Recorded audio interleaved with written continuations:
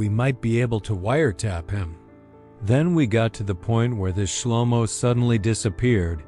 This is when Roux has become more erratic than before, constantly giving strange orders, demanding unquestioning loyalty from them, intimidating them, and sometimes these threats backfire.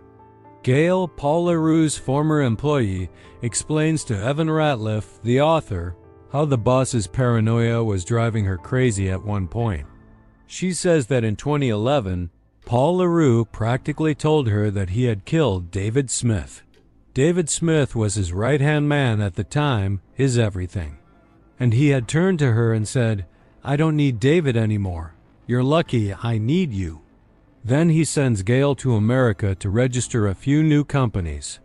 Then he calls her back and tells her to return. Gail says, "I was worried that it might be my turn." The police at the time were wiretapping the phones Gail was talking on.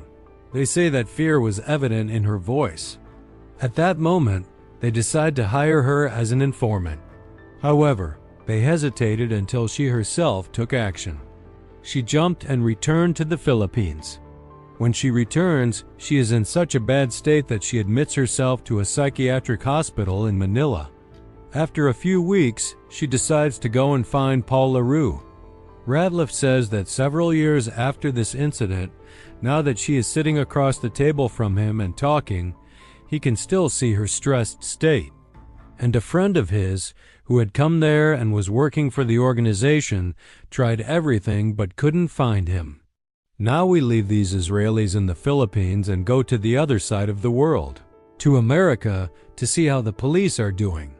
Let's hear the story from that side, that in Minneapolis, America, D officers were getting results.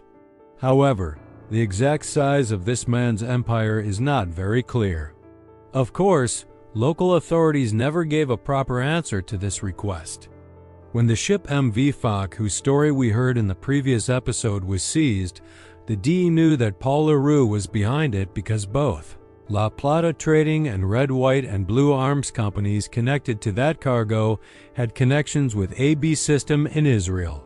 The fact that Paul Roux was on that priority target list in 2009 meant that they could spend more money and resources to track him down and work on his case. For example, among the things they had obtained, they had gotten a judge's order to control the email accounts he used to contact these doctors and pharmacists.